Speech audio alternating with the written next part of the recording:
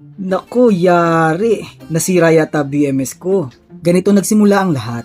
May BMS ako na pwedeng 4S hanggang 8S. Nung una, 4S lang muna setup ko.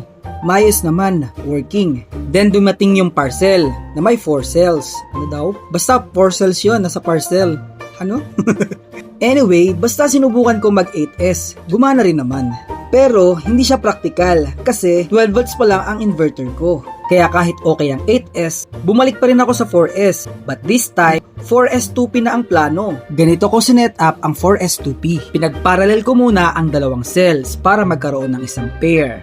Hanggang sa makabuo ko ng 4 na pares ng parallel. Ang bawat cell ko nga pala ay mayroong 3.2 volts at 200 AH. Ngayon nagparallel tayo ng pair, meron na tayong 3.2 volts, same pa din ang voltage, pero yung ampere nag times 2 na, naging 400 AH na. Oo, true pa, 3.2 volts, 400 AH per pair. Tsaka ko pinagsama ang 4 na pares in series connection. Kaya ang total stat ng battery pack natin ay 12.8 volts, 400 AH. Mas mataas ang capacity, mas mahaba ang runtime. Habang nagdi-decide pa ako kung bibili ako ng 24 volts inverter o hybrid inverter na may 24 volts to 48 volts. Sa ngayon ay wala pa tayong no choice kundi ang magtiyaga sa pinakaswak na setup natin, ang 4S 2P. At dito na nagsimula ang problema. Pagkabit ko ng 4S 2P, ayaw mag-open ng BMS. Kahit ibalik ko sa 8S tapos i-configure ko ng live to 4S, wala pa rin.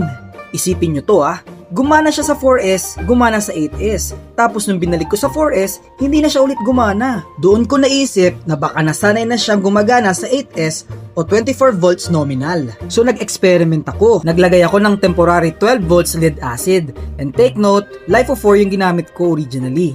Bali initial 12.8 volts galing sa LiFePO4 batteries pack at additional 12 volts galing sa lead acid, kaya tayo nagkaroon ng 24 volts nominal voltage. At take note, mahalaga to, importante.